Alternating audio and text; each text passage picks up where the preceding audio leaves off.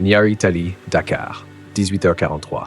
Le soleil se couche lentement derrière les immeubles poussiéreux, traçant des ombres longues et nerveuses sur les murs décrépits. Dans l'air flotte une chaleur épaisse, moite, presque étouffante, comme si le quartier transpirait un secret.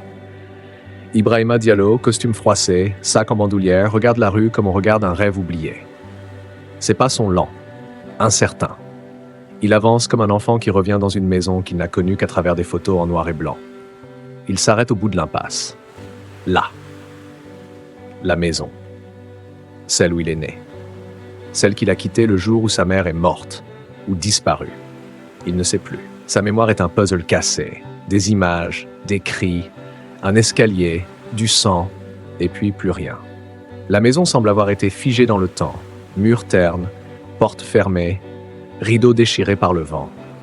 Mais ce qui le dérange, c'est ce sentiment de déjà-vu trafiqué, comme si tout avait été remis en place par quelqu'un qui ne savait pas vraiment comment tout était avant. « Ça va, frère ?»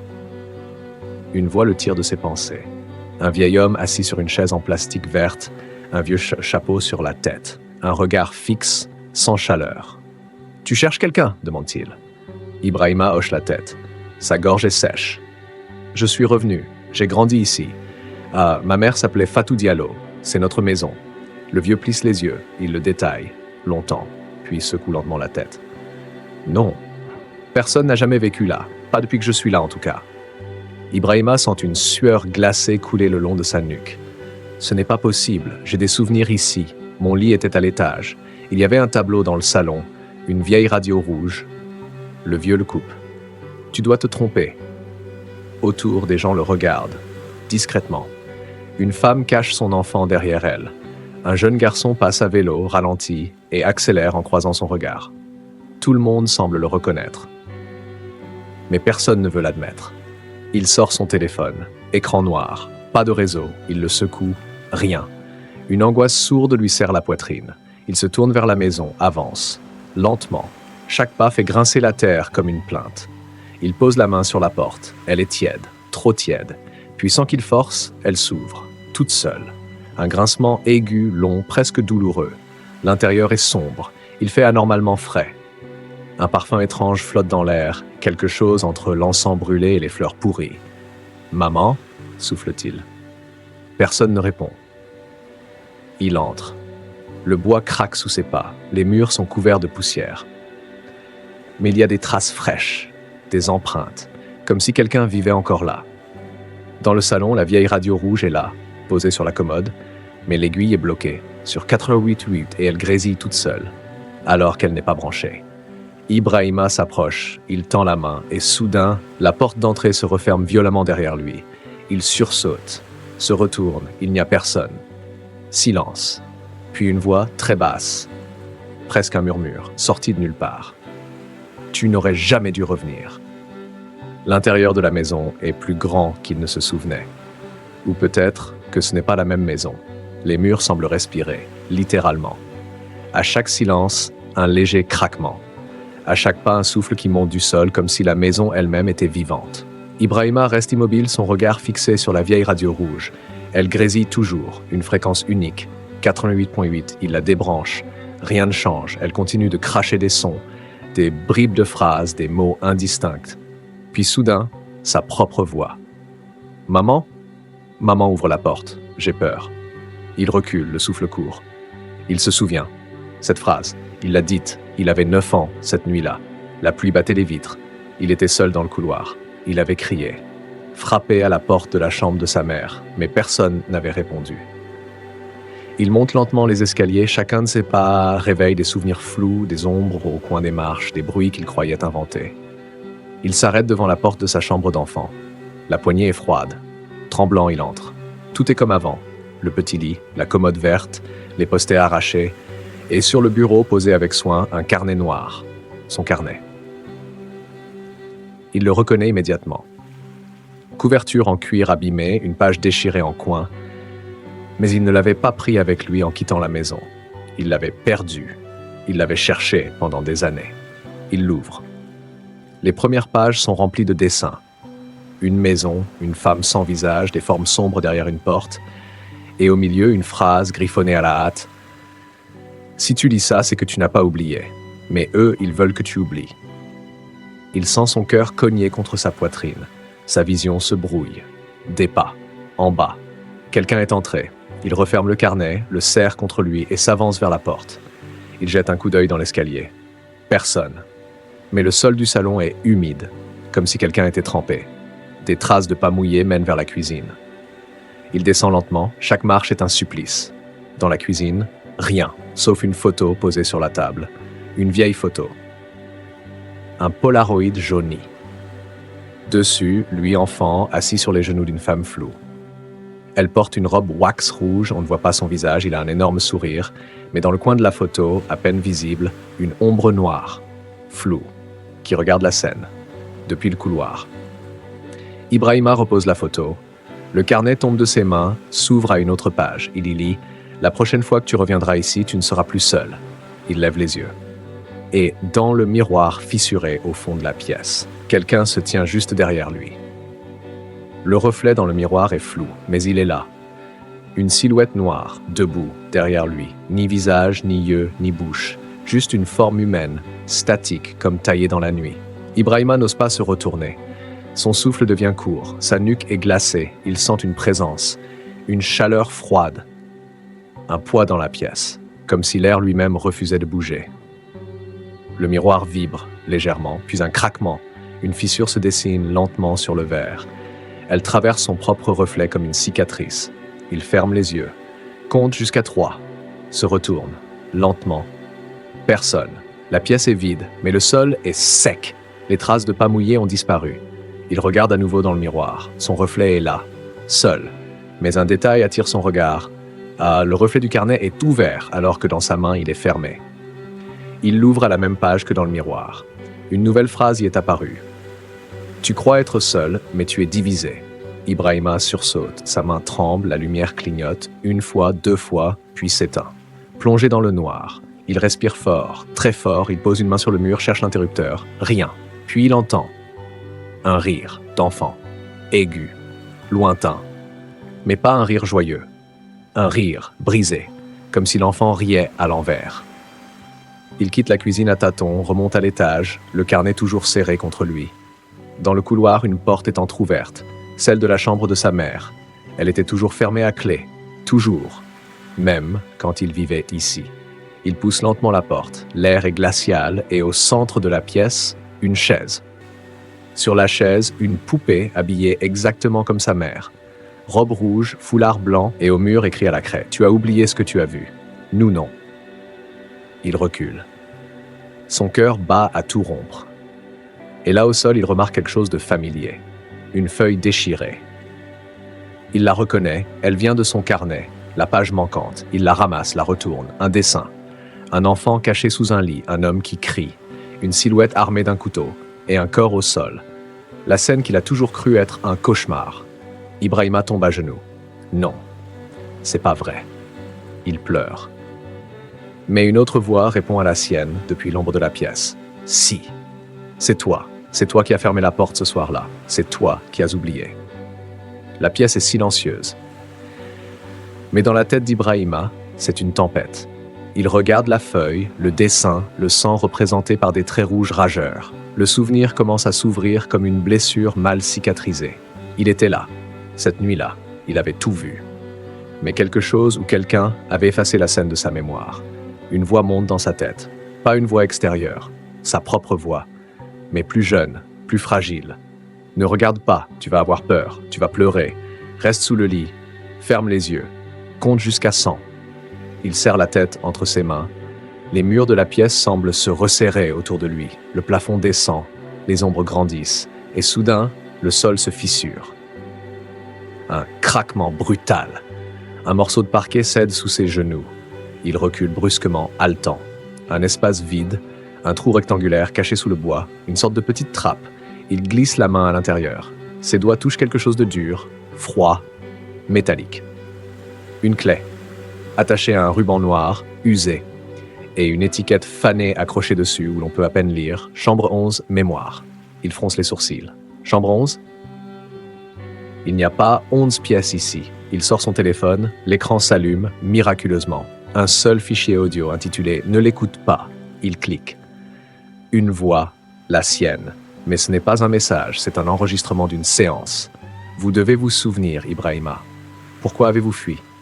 Je ne sais pas. Je l'ai vu, mais je ne sais plus ce que j'ai vu. Fermez les yeux. Revenez à cette nuit. Que voyez-vous? Il y avait une silhouette.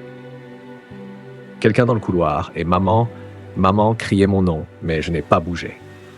Le fichier se coupe brusquement. Ibrahima reste figé. Une nausée profonde lui tord le ventre. Il descend à la cave. Il se souvient qu'enfant, on l'interdisait d'y aller. Trop sombre, trop dangereux. Mais il sait maintenant que c'est là que ça s'est passé. Il déverrouille la vieille porte en fer. La clé entre, parfaitement. Cliquetis. Porte de la mémoire, ouverte. L'escalier est couvert de poussière. L'odeur est insoutenable. Moisissure, humidité, sang sec. Il descend, dans le noir. À chaque marche, des murmures s'élèvent, des bribes de phrases, des souvenirs ou des mensonges. Puis, tout en bas, une pièce. Carrée. Étroite. Et sur le mur du fond, un miroir brisé, exactement comme celui de la cuisine. Mais cette fois, ce n'est pas son reflet qu'il voit. C'est un enfant, recroquevillé dans un coin, les mains sur les oreilles. Son t-shirt jaune, ses baskets rouges. C'est moi. Il s'approche. Mais l'enfant lève la tête. Et dans ses yeux, il n'y a rien. Pas de pupille, pas d'âme. L'enfant parle. Pourquoi tu m'as enfermé ici? L'enfant reste accroupi dans l'ombre. Son regard vide transperce Ibrahima comme un couteau trempé dans le froid. Pourquoi tu m'as enfermé ici? La voix est calme, mais elle n'a rien d'enfantin. Elle est creuse, comme si elle venait de très loin, ou de l'intérieur. Ibrahima recule. Tu n'es pas réel. Tu es moi. Tu es juste un souvenir. L'enfant penche la tête. Un sourire se dessine sur ses lèvres, trop large, presque mécanique.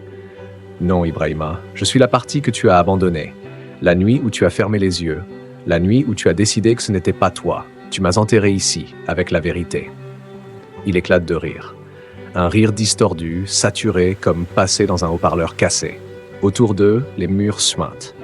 Des gouttes noires tombent du plafond. La lumière devient rougeâtre. La pièce respire. Elle batte comme un cœur malade. Ibrahima plaque ses mains contre ses oreilles. Mais la voix continue, maintenant, dans sa tête. Tu as regardé par le trou de la serrure. Tu as vu ce que tu n'aurais pas dû voir. Et au lieu de parler, tu as tout oublié. Tu m'as laissé avec ce poids. Seul, ici. Soudain, un éclair. Une image brutale traverse son esprit. Sa mère, à genoux, pleurant, suppliant quelqu'un. Et lui, l'enfant, enfermé dans le placard. Une autre voix, celle d'un homme. Froide, autoritaire. Si tu dis quoi que ce soit, tu perdras tout. Puis, un cri. Un hurlement, le son d'un verre brisé et le silence. Ibrahima tombe à genoux, ses mains tremblent. Il regarde l'enfant qui s'approche lentement. « Tu veux savoir ce qui s'est passé? Tu veux vraiment ?» Il tend la main. Ibrahima hésite, puis la prend. Le monde se retourne. Une explosion blanche. Il est dans un couloir. Enfant, il court, il pleure. La porte est entr'ouverte, il regarde. Sa mère est là, face à un homme, grand, fort. Elle cache quelque chose derrière elle. Le carnet, le fameux carnet. « Tu n'auras pas assez souvenirs, dit-elle. Trop tard, il les a déjà vus, il les a déjà oubliés. » L'homme s'approche d'elle, elle crie, et lui, le petit Ibrahima, referme la porte. Il l'a enfermé avec l'homme. Il a eu peur, il l'a abandonné.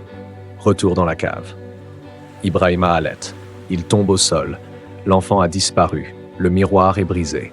Et sur chaque éclat, un mot écrit en lettres noires. « Tu es lui. Il est toi. » Ce n'était pas un monstre. C'était ton double. La cave est vide, mais le silence est plein de murmures, de battements, de pensées qui ne lui appartiennent pas. Ibrahima est au sol, trempé de sueur froide, le souffle court. Dans sa tête, des voix s'empilent, des souvenirs brouillés se percutent, des fragments d'images, des sensations contradictoires. Et au centre, un regard, celui de l'homme de cette nuit-là. Mais ce n'est pas un inconnu, c'est lui, pas l'enfant, pas l'homme qu'il est aujourd'hui, un autre lui. Un entre-deux, un visage qu'il ne reconnaît qu'en cauchemar. Il se lève, chancelant, rond à l'étage. Chaque marche grince comme une plainte. Le carnet noir dans sa main semble plus lourd, comme si chaque mot écrit dedans avait un poids réel. Dans le salon, la lumière est revenue. Sur la table, un cadre photo. Il ne l'a pas vu en arrivant. Il s'en approche, le prend. Sur la photo, 2 enfants, identiques. Assis côte à côte, l'un sourit, l'autre non. Ce n'est pas possible. Il regarde derrière le cadre. Un mot griffonné au feutre. Ce qu'on sépare en deux finit toujours par se retrouver. Un bruit, un froissement de tissu. Il se retourne. Quelqu'un est assis sur le canapé. Dos à lui, immobile. Le cœur d'Ibrahima se met à battre comme un tambour de guerre. Il s'approche lentement. Qui êtes-vous? Pas de réponse. Il fait le tour du canapé et là, face à lui, c'est lui, mais plus jeune, plus sombre, plus calme. Un regard froid, vide, la peau plus pâle, les lèvres plus fines, comme une version inachevée de lui-même. Tu m'as oublié, mais je n'ai jamais cessé d'exister. La voix est douce, trop douce. Ibrahima recule. Tu n'es pas réel, tu es une hallucination, un délire. L'autre sourit. Ah bon? Et si j'étais la seule partie réelle, celle que tu as enterrée pour continuer à vivre normalement? Il se lève, se rapproche. Quand maman est morte, tu as craqué. Tu m'as créé pour survivre. Tu as mis toute la douleur ici, toute la peur, toute la rage. Tu m'as appelé ton frère invisible. Tu m'as parlé pendant des années. Et puis un jour, tu m'as oublié. Tu m'as tué. Ibrahima secoue la tête, les larmes aux yeux. Non, j'étais malade, j'ai été suivi, j'ai guéri. Tu t'es anesthésié, pas guéri, et maintenant je suis revenu parce que tu es prêt. Prêt à savoir, prêt à voir ce que tu as fait, ce qu'on t'a fait et ce que tu pourrais redevenir si je reprends le contrôle. Il pose la main sur la sienne. Ibrahima ne peut plus bouger, son double sourit. Et si c'était moi le vrai, et toi, juste l'oubli? Le contact de cette main glacée sur la sienne paralyse Ibrahima. Son double, assis face à lui, le fixe toujours. Sans haine, sans joie, juste une certitude tranquille. Tu crois que tu es revenu ici par hasard? Non, souffle Ibrahima. Alors regarde enfin ce que tu n'as jamais osé voir. Le double tend le bras. Derrière lui, la bibliothèque glisse d'un coup, comme poussée par une main invisible, révélant un passage étroit. Un escalier en colimaçon. Descendant. Une cave sous la cave. Ibrahima déglutit, il avance. Le sol semble battre comme un cœur malade. À chaque pas, à ses oreilles. Des souvenirs, des phrases qu'il n'a jamais dites. Ou alors, qu'il a dit dans une autre vie. En bas, une pièce, petite, blanchie à la chaux, froide. Et au centre, une chaise, une caméra et un dossier en carton. Sur le dossier, écrit à la main, Expérience 19, sujet D, mémoire, dissociation et conditionnement émotionnel. Ibrahima recule, bouche bée. Son double s'avance. Tu veux savoir? Tu veux vraiment? Très bien. Regarde, il ouvre le dossier. Des notes, des analyses, des résultats et des photos. De lui. Petit, attaché à une chaise, des électrodes sur les tempes, des hommes en blouse, un en particulier, grand, barbu, froid, l'homme de ses cauchemars, puis une autre photo. Sa mère, pas dans la maison, dans une salle d'attente, regard inquiet, un badge accroché à son foulard. Fatou Diallo, assistante projet mémoire, unité numéro 4. Ibrahima tombe à genoux. Non, c'est pas vrai, elle ne... Son double s'approche, s'accroupit près de lui. Elle t'aimait. Oui, mais elle faisait partie du projet. C'est elle qui t'a amené ici. C'est elle qui a signé. Et quand elle a voulu t'en sortir, il était trop tard. Elle a trahi le programme, et elle l'a payé.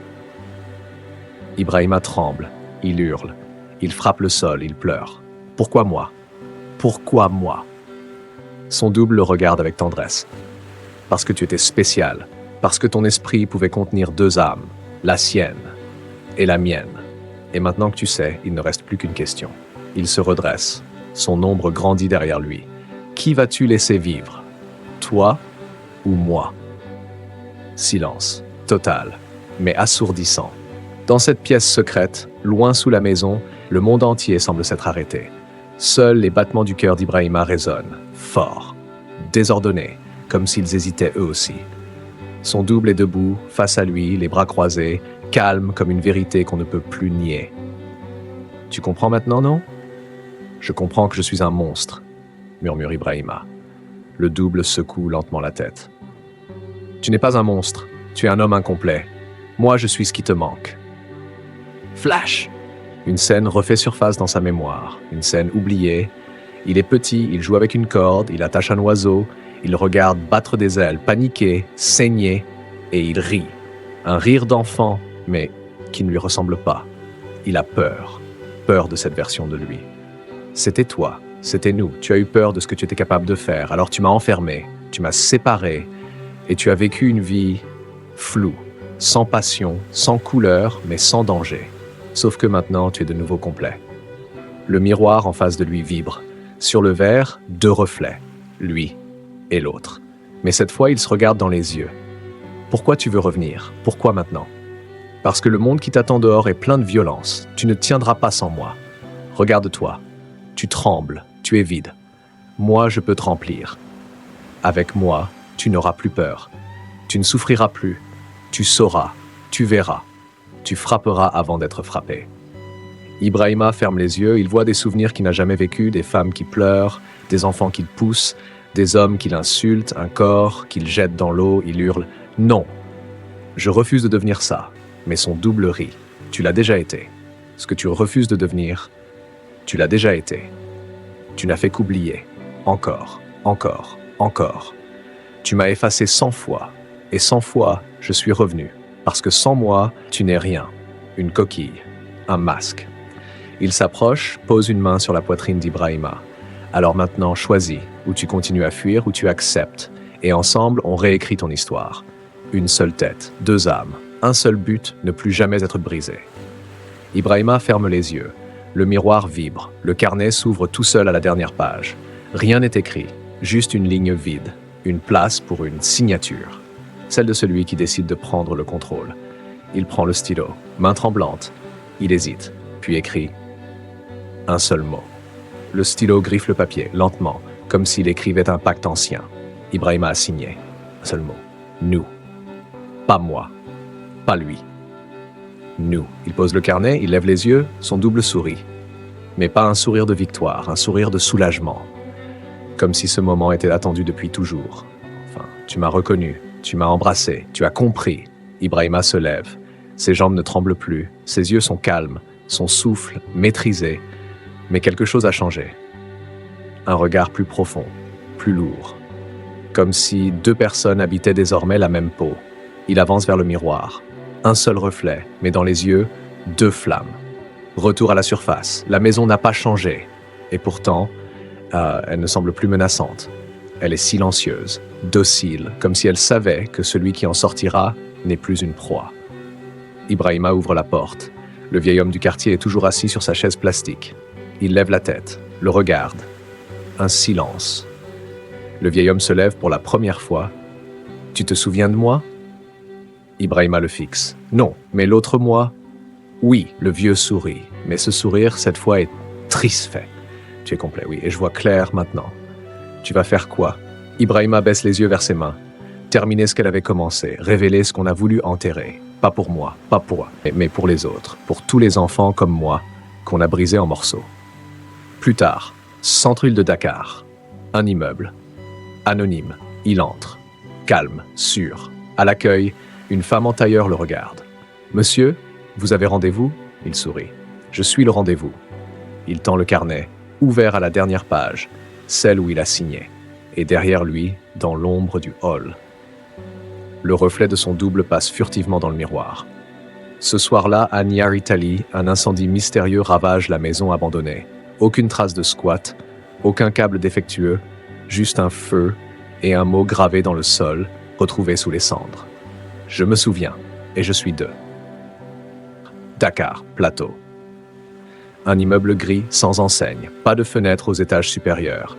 Un silence anormal, comme si même l'air hésitait à circuler. Ibrahima s'arrête devant la porte blindée. Il tape un code. Bip, bip, clic. Il n'a aucun souvenir de ce code, mais l'autre, lui, si. Il entre. Un couloir froid, stérile, aux murs blancs tachés de gris. Des caméras tournent, mais aucune alarme ne sonne. Il n'est pas un intrus. Il est revenu à la source.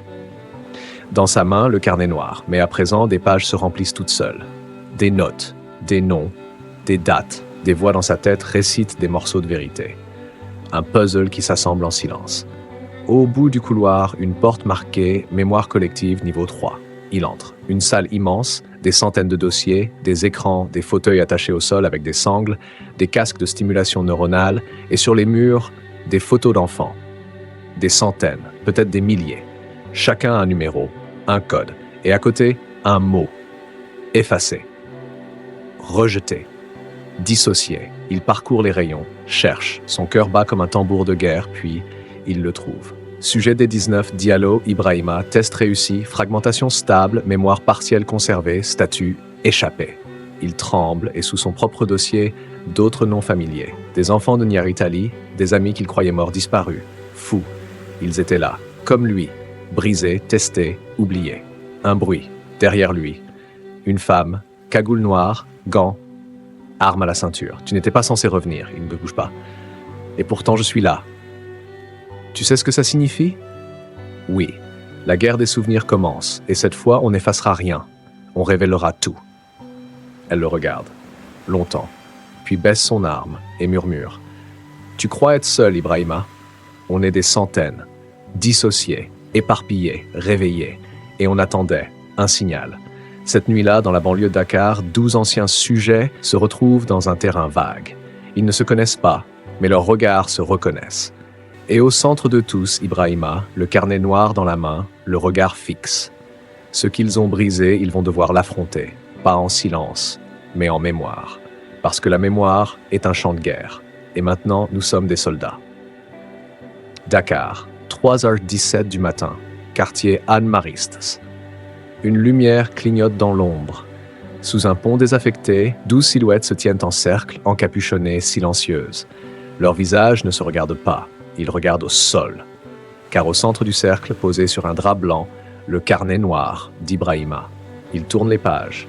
Lentement, chaque nom qu'il lit fait vibrer l'air.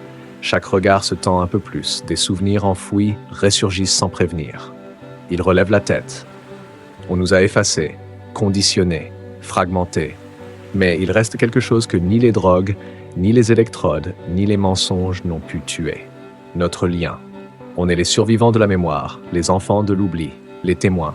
Et maintenant, les juges. Silence. Puis une femme s'avance, yeux cernés, bras tremblants. Elle s'appelle Mia. Elle ne parle presque jamais. Mais ce soir, elle murmure.